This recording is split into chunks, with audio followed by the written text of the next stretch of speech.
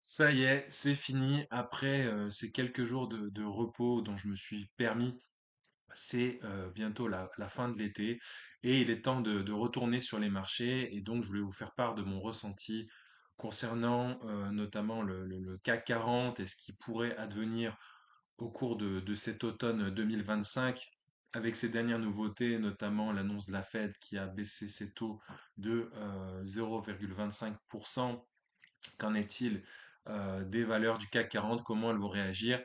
Et comment je peux au mieux vous informer de certaines valeurs qui j'estime qu'il faudrait vendre, d'autres qu'il faudrait acheter et certaines dont il faudrait vraiment se méfier. Mais avant de continuer, n'hésite surtout pas à liker cette vidéo, à t'abonner si ce n'est pas déjà fait, à partager ce contenu. C'est vraiment important d'agrandir cette communauté pour m'aider au mieux et bien sûr à commenter pour me donner ton ressenti par rapport à ce contenu. Vous en remercie. Donc, je commence par le CAC 40 en graphique hebdomadaire avant de vous présenter les valeurs. Comme j'ai pour habitude de dire, actuellement, le CAC 40 évolue au sein d'un trading range entre environ 7505 points et 7955 points. Pourquoi est-ce important? Tout simplement parce qu'on arrive proche de cette borne haute des 7955 points. Et donc, il y a fort à parier que le CAC 40 recorrige à nouveau par la suite, hein, dans le cadre de cette consolidation pardon, représentée par ce rectangle blanc. Donc ça veut dire qu'il y a certaines valeurs qui vont probablement corriger fortement, on va voir ça ensemble. Donc je commence par Air Liquide, hein. Bien sûr, je ne vais pas vous présenter toutes les valeurs. Air Liquide, tendance haussière de long terme, mais comme vous le voyez en hebdomadaire, pourquoi? Tout simplement parce qu'on est investisseur long terme, on est proche d'une résistance à 177 euros. Donc il y a fort à parier que ça corrige encore un petit peu, qu'il n'y ait pas assez de momentum, surtout en ce moment avec notre politique et notre économie actuelle. Et donc, et voilà, plutôt privilégier un point d'entrée autour des 173 euros. On y allait dernièrement là, au cours de cet été, donc pourquoi pas, sachant que bon, si on est déjà actionnaire Air Liquide, pas de souci, on continue sur cette tendance haussière. Ensuite, je voulais vous parler de Crédit Agricole. Je ne vais pas vous parler de BNP dans cette vidéo parce que je l'ai déjà parlé dans une vidéo précédente que je vous invite à aller voir en description. De même que Air Liquide. Crédit Agricole, tendance haussière de moyen long terme actuellement, représenté par ce canal orange. Donc c'est plutôt bien pour celles et ceux qui sont actionnaires depuis un certain temps, tant mieux pour eux. Néanmoins là, il y a des signes de faiblesse avec un doji, voilà, qui montre une indécision. Vous voyez, la mèche haute et la mèche basse, pardon, sont équivalents. Et donc, en plus, on est proche d'une résistance décrite par Pearl Time qui est à 16,51 € et donc il est possible que ça corrige un peu en direction des 15,40 €, des 16 € dans un premier temps, puis des 15,40 €. Il y a également Société Générale, voilà, qui je vous le rappelle, elle a fait plus de 150% depuis fin 2024 à maintenant, donc il est peut-être temps qu'elle corrige un peu et ce serait sain pour cette valeur. Pareil, qui finit sur un doji, alors je vais vous enlever ça pour qu'on voit mieux, un doji pareil, mèche haute, mèche basse, quasi identique, voilà, à 58,14 € et la résistance décrite également est de 58,78 €. Donc, il est possible également que ça corrige un peu dans un premier temps vers 56,80 €, voire, si on est plus patient, vers les 53 € comme je vous montre ici, sans remettre en cause la tendance haussière actuelle. J'aime bien Essilor-Luxottica parce qu'avec cette genre de valeur, vous êtes tranquille. Donc, s'il y a une valeur que je choisirais que je devais choisir une seule sur le CAC 40, c'est Essilor-Luxottica. Elle a toujours été haussière de long terme. Et bon, là, le pic, il est représenté surtout par l'association euh, avec Meta, hein, les fameux Ray-Ban Meta, qui a fait exploser le titre en début d'année, et puis après qui a corrigé par la suite. C'est sain pour continuer cette hausse. Donc la résistance ultime est autour des 291 euros. Là, actuellement, on est à 273,70 €. On est un peu haut pour payer le titre, je trouve. Voilà, je pense qu'on peut être patient et attendre un retour au moins, voilà, vers 246 euros, ça me paraîtrait pas mal pour entrer sur le titre et puis après garder en fond de portefeuille tranquille au bilou, si je puis dire. L'Oréal également, il y a peut-être un coup à jouer, donc c'est pour ça que je vous en parle. L'Oréal, voilà, elle était en phase baissière jusqu'à fin 2024, et puis après, elle a rebondi à la hausse avec des hauts et des bas. Vous voyez, dans une sorte de trading range haussier, un canal haussier, représenté par ces traits rose, violet, mauve. Et vous voyez, dernièrement, elle a pas mal corrigé là, sur ces 2 dernières semaines, puisque je vous rappelle, on est en hebdomadaire. Et on se rapproche justement d'un support qui est affiché à 367,97, donc plus exactement, on va dire 368 euros pour retenir, hein. Prenez des notes, hein, si vous voulez, comme ça vous évite de revisionner la vidéo. Au pire, pour la revisionner, moi, ça me fait plaisir. Bien sûr, j'ai oublié de vous dire, activez la cloche, hein, pour les nouveautés, parce que des fois, j'ai tendance à faire des posts, donc des messages écrits plutôt que des vidéos, pour donner mon avis sur telle ou telle valeur, surtout dans l'actualité du moment. Donc, activez bien la cloche pour rester informé, je vous en remercie. Et donc voilà, je me dis qu'il y a peut-être un coup à jouer parce que il s'agit quand même de L'Oréal. Elle reste quand même en tendance haussière de long terme. Vous voyez, la moyenne mobile 200 semaines. Alors, elle reste comme ça à la hausse. Bon, on est en dessous, donc c'est mauvais signe, mais sur du court terme, néanmoins, euh, je ne pense pas qu'elle retourne prochainement autour des 314 euros, mais le 368 euros est fort probable. D'ailleurs, on est à 369,65 € actuellement. Et il est possible que ça rebondisse, voilà, lentement mais sûrement, jusqu'aux 406 euros. Alors, faut pas espérer un retour aux 450 euros comme on a connu ces dernières années. Voilà, là, c'est plus pour jouer, plus pour faire du trading. Voilà, je pense que ça peut être sympa, sachant qu'elle lâche un dividende relativement intéressant pour celles et ceux que ça intéresse. Voilà pour la petite parenthèse L'Oréal. À la différence d'un Hermès ou d'un LVMH, justement, c'était pour les comparer. Eh ben, Hermès, je vous l'ai déjà dit dans mes précédentes vidéos, voilà, elle a une tendance baissière. Voilà, elle allait rester surtout un moment dans ce carré blanc que je vous ai représenté. Donc voilà, le support décrit majeur est de 1976 € et 40 centimes. Donc ça sert vraiment à rien d'aller acheter cette valeur à 2100 euros, là, 2129 euros actuellement. Attendez sagement qu'elle retourne en dessous des 2000 € et puis vous voyez si ça vous intéresse ou pas, si vous avez ces liquidités d'ailleurs, parce que je trouve que c'est un peu cher quand même Hermès, hein. Ça veut pas dire qu'elle va pas progresser, mais voilà, actuellement, elle est en train de corriger, donc il faut attendre la fin de cette correction. Vous voyez, là c'est rouge, là on est en survente, le RSI il est bas également, les volumes ils sont pas explosifs, donc voilà, il y a rien de nouveau sur Hermès, ça va corriger, le luxe n'est pas là, je vous l'ai déjà dit avec LVMH qu'on peut revoir également, voilà. Canal baissier de moyen long terme depuis 2023 à maintenant. Donc les gens vont me dire oui, mais t'as vu, elle est remontée de 450 euros à 530 euros. Mais justement, si vous aviez regardé mes vidéos, je vous avais prévenu que ça allait probablement corriger autour des 520-530 euros. Vous voyez, il y a toutes ces mèches hebdomadaires. C'est des mèches de rejet, ça va retourner en bas. Donc là, il y a un support décrit autour des 508 euros. On est à 510,60 €. Il n'y a pas d'intérêt à aller acheter du LVMH à plus de 500 euros actuellement. Si vous étiez en dessous de 500 euros, à la rigueur, je vous dis pourquoi pas. Voilà, parce que on est descendu quand même jusqu'à 438 euros ces derniers mois. Je ne pense pas qu'elle revienne. Enfin, si, je pense qu'elle peut revenir aux 450 euros, sincèrement, avec des mauvaises nouvelles, des choses comme ça. Des gens qui shortent, bien sûr. Faut pas oublier que le marché est fait d'acheteurs et de vendeurs. Et il n'y a pas toujours ce sont pas toujours les acheteurs qui gagnent. Des fois, ce sont les vendeurs qui sont en majorité. Et donc, on appelle ça notamment des shorters, des vendeurs à découvert. Et donc, LVMH, elle est aussi exposée à la vente à découvert, hein. Donc, faut pas lutter contre le marché. Là, la tendance est à la vente sur le court, moyen, long terme. Donc, pour le moment, faut pas espérer une explosion, sauf si bien sûr vous êtes euh, plus expérimenté et vous captez des zones de retournement comme ceux qui ont pu capter peut-être un retournement aussi court terme lorsqu'on était vers les 438 euros. J'enchaîne également avec Thales, parce que Thales, valeur de défense très bien connue des Français. Donc vous voyez, elle était en phase haussière dernièrement, et puis là, c'est une grosse mèche de rejet hebdomadaire, donc ça, c'est un signal fort pour dire que ça va chuter, hein. Voilà, la résistance décrite est autour des 255 euros. On n'arrive plus à la passer. On n'arrive plus à la passer vraiment. Donc, prochain support, 236,30 €. Et moi, je vous en ai mis un autre. à titre indicatif autour des 221,50 €. Et puis il y a toujours ce gap qui n'a pas été comblé, voilà, autour des 200 € que je vous ai mis en bleu pour vous présenter. Donc je pense que Thales, faut être patient, faut attendre un retour aux 200 €. On va y retourner, hein, je pense, pour combler ce gap. En général, les gaps ont tendance à être comblés, sauf si la valeur elle explose énormément, mais c'est pas le cas de Thales. Là, vous voyez, elle a explosé, mais elle n'a pas eu d'autres gaps. Donc, soyez patient sur Thales.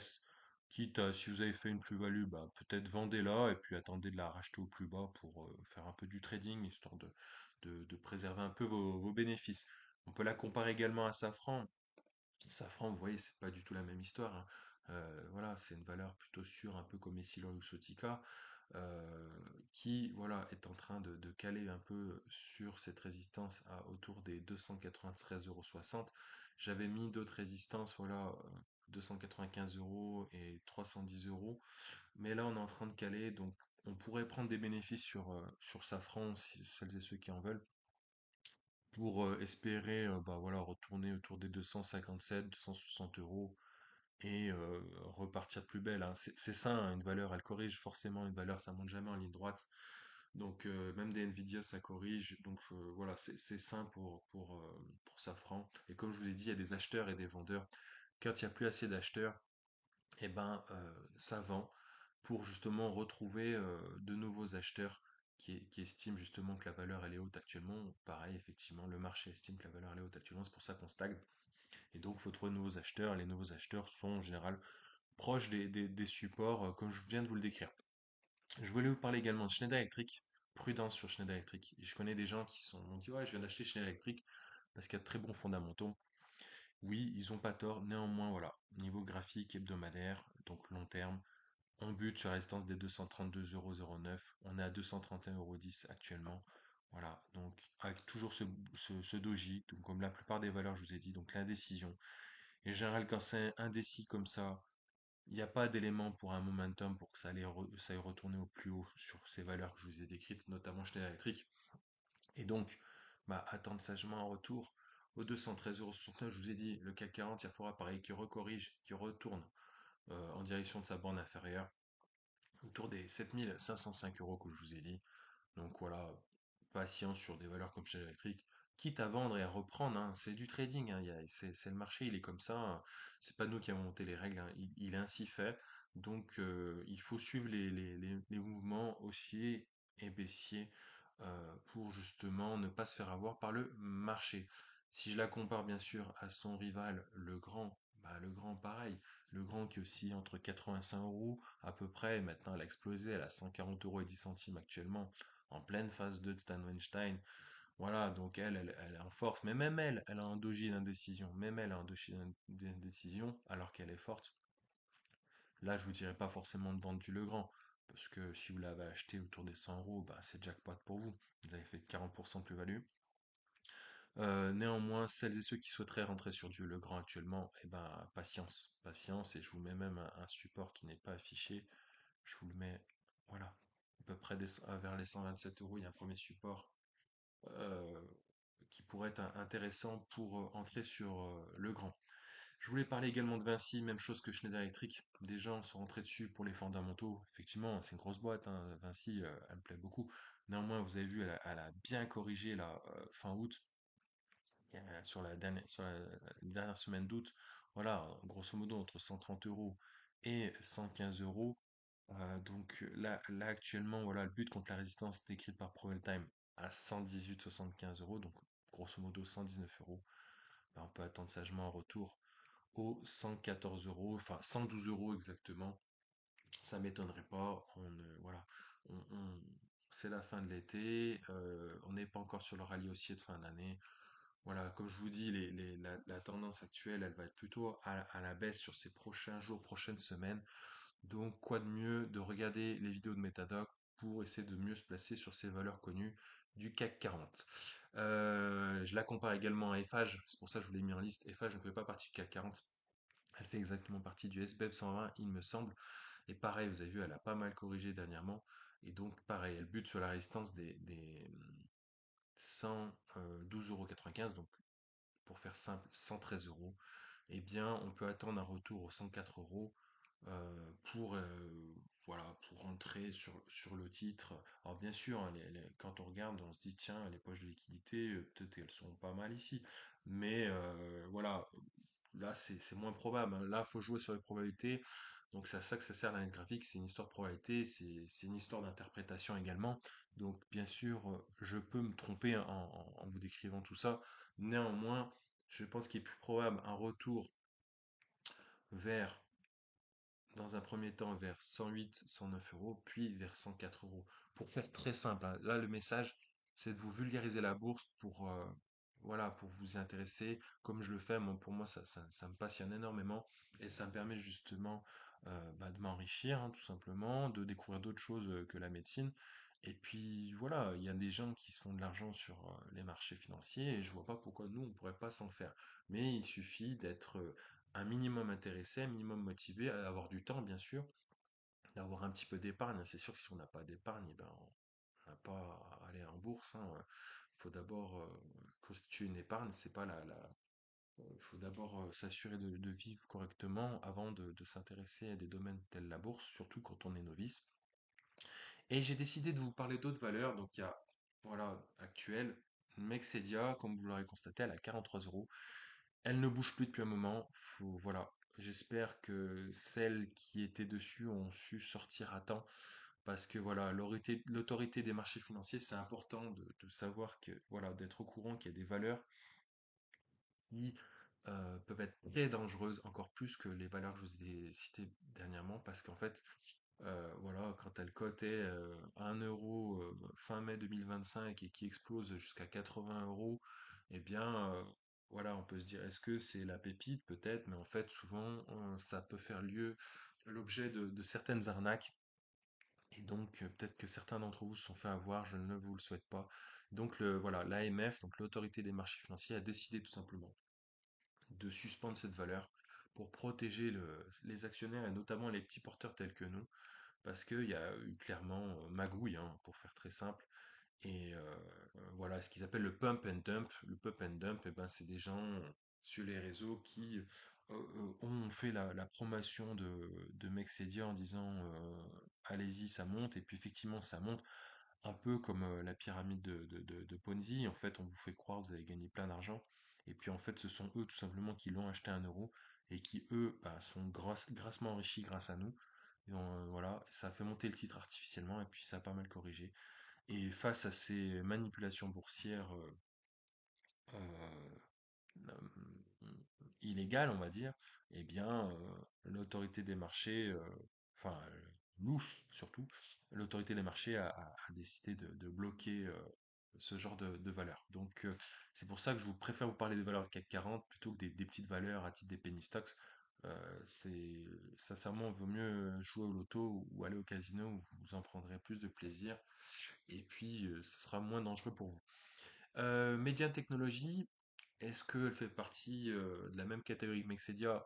Je ne sais pas. En tout cas, c'est une petite valeur PEA, PME qui me paraissait intéressante dernièrement et dont tout le monde parlait parce qu'il y a- voilà, il y avait une tendance qui se dégageait au cours des dernières semaines. Voilà, de ça, d'un canal haussier.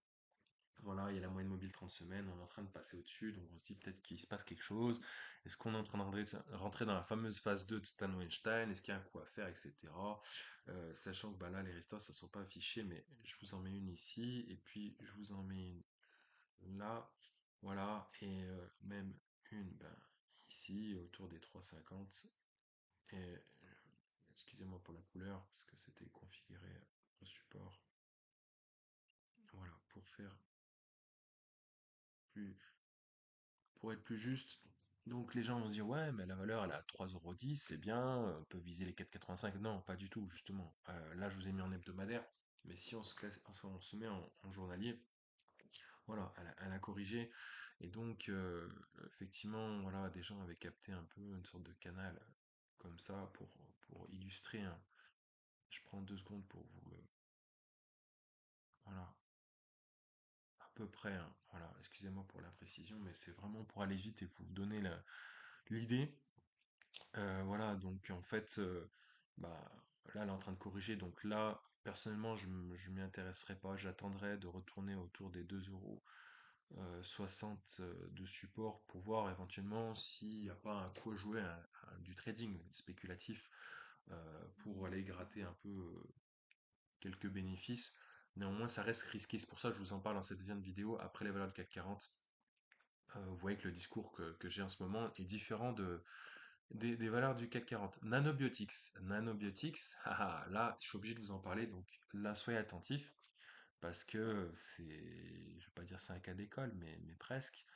Nanobiotics annonce un résultat prometteur sur l'un de leurs médicaments, du coup, paf, elle prend 20%, euh, on va se mettre voilà, sur la journée du 18 septembre.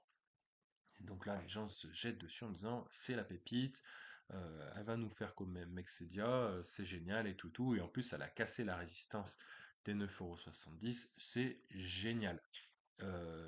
Et puis avec un gap haussier, donc c'est puissant, etc. Du volume, comme on peut le voir avec cette bougie-là, enfin ce rectangle-là. Donc on se dit c'est génial. Et puis vous avez vu, qu'est-ce qui s'est passé ensuite le lendemain? Bah, les gens ils ont pris leurs bénéfices. C'est normal, hein. Quand on explose des 7 euros à 10,50 €, eh bien ça fait 50% de bénéf, faut les prendre. Là, faut être fou de ne pas les prendre. Surtout si on était massivement investi dessus. Et donc voilà, le lendemain, qu'est-ce qu'elle a fait? Elle a fait moins 10%. Donc là, eh ben, il faut s'attendre à un comblement du gap, hein, ici. Il y a un gap ici. Donc il faut attendre sagement un retour. C'est le conseil que je peux vous donner. Bien sûr, je ne donne pas de conseil d'investissement, mais mon avis, c'est qu'il faudrait attendre un retour au 8,80, voire au 8,19. 8,50, 8,19, ça dépend. Voilà. Mais en tout cas, ça, c'est fort probable qu'on retourne en direction des 8,80 €, 8,50 €, voire 8,20 €. Ce serait légitime et sain pour la valeur.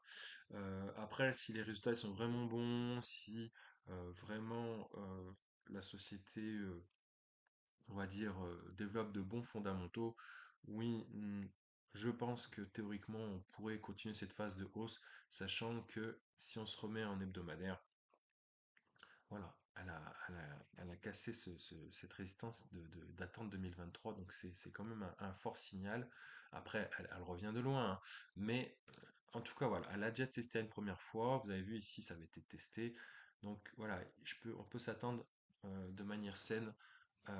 Ce serait légitime qu'il y ait une nouvelle phase de baisse pour une correction, pour débuter une nouvelle impulsion, avoir de nouveaux acheteurs, comme je vous expliquais précédemment. Nexity également, elle a fait parler d'elle dernièrement. Je crois qu'elle a fait plus 10% ces derniers jours. Elle a fait exactement, voilà, plus 8, plus 9,09% euh, lors de cette dernière séance, avec des volumes, comme on peut le voir. Donc elle a fait au moins deux fois les volumes précédents. Donc effectivement, il se passe quelque chose sur le titre. Est-ce qu'il serait légitime de rentrer sur Nexity? Prudence, vous avez vu, il y a cette grande mèche de rejet. Euh, j'ai envie de dire oui et non. Alors, bah oui, si vous étiez rentré plus tôt. Donc là, bah, peut-être qu'il serait temps de prendre des bénéfices. Celles et ceux qui ne sont pas encore rentrés, bah, pareil, attendez la correction. Il s'agit de Next City. Donc voilà, peut-être qu'il y a une nouvelle annonce, je ne me suis pas renseigné. Dites-moi en commentaire s'ils ont fait une annonce Next City. Merci de beaucoup, ça m'aiderait beaucoup à mieux comprendre. En tout cas, d'un point de vue graphique, il y a une première mèche là, il y a une première mèche là. Euh, attendez sagement un retour, sincèrement déjà dans un premier temps ici, et puis dans un deuxième temps, eh ben, le support, voilà, autour des 10 euros. Vous allez voir, vous penserez à moi. Moi, voilà, si je devais parier sur Nexity, je parierais sur un retour aux 10 euros. Après, ça engage que moi, hein. Je suis joueur un peu, hein, voilà. Mais voilà, comme ça, à titre de pari sans enjeu, Nexity retournera probablement aux 10 euros dans les jours à venir. Et enfin, je voulais vous parler de GTT, donc société de gaz. Qu'en est-il actuellement? On se met en hebdomadaire. Est-ce qu'il est intéressant d'entrer sur GTT actuellement? J'ai envie de vous dire un petit oui, parce qu'on est sur une phase haussière de long terme. et que voilà, en fait, justement, il y a un support à peu près ici, autour de cette fameuse moyenne mobile 30, autour des 150 euros. Donc effectivement, 150 euros pourrait, je dis bien pourrait, au conditionnel, être un bon point d'entrée actuellement. Voilà, et après la garder, voilà, tranquillement pour un retour aux 170 euros, sachant que 170 euros reste une résistance actuelle. Donc n'attendez-vous pas à vous faire un max d'oseille sur GTT, ce serait plus une valeur entre guillemets bon père de famille qu'on gardera en fond de portefeuille. Là aussi, il faudrait s'enseigner également sur le dividende généré par GTT. En tout cas, j'estime que cette correction dernière, elle est plutôt saine. Euh, Effectivement, voilà, elle est saine, vous voyez. Donc en fait, il n'y a plus vraiment d'acheteurs, donc il y a surtout des vendeurs. Et donc du coup, bah voilà, c'est pour ça qu'elle descend lentement mais sûrement en direction des 150 euros. Et peut-être qu'autour des 150 euros, il y aura probablement de nouveaux acheteurs. Donc bah, faites partie tout simplement plutôt des acheteurs autour des 140-150 euros pour faire très simple, hein, parce que vous voyez un support qui est décrit autour des 140 euros 40 par ProRealTime. Donc c'est pas moi qui l'ai inventé, c'est l'algorithme de ProRealTime. Donc ouais, ça pourrait être plus légitime d'attendre sagement un retour aux 150 euros et pour les plus prudents, 140 euros, ouais, c'est tout à fait légitime. Après les 120 euros, non, non, non, faut être quand même assez lucide et conscient. C'est la fin de cette vidéo, j'espère que ça vous a plu. Encore une fois, n'hésitez pas à mettre un pouce en dessous de cette vidéo, à commenter, à partager autour de vous, hein, pour celles et ceux qui voudraient faire découvrir la bourse à vos proches, hein. Voilà, j'essaie de vulgariser un max. Ça fait 2 ans que je suis dessus, d'ailleurs je vous ferai une vidéo concernant un peu les valeurs que j'ai eues au cours de ces 2 ans, mes erreurs, ma performance actuelle, euh, sachant que j'ai dégagé un beau billet et j'en suis assez fier. Et pour celles et ceux qui me suivent, bah, ils savent justement à peu près à combien de pourcents je suis de plus-value depuis le début janvier. Ça n'a pas trop bougé, c'est plutôt pas mal. Je suis au-dessus du DAX, pour vous donner une idée. Donc c'est sympa, je suis très fier. Et voilà. Et puis je vous dis à plus pour nos aventures. Ciao, ciao.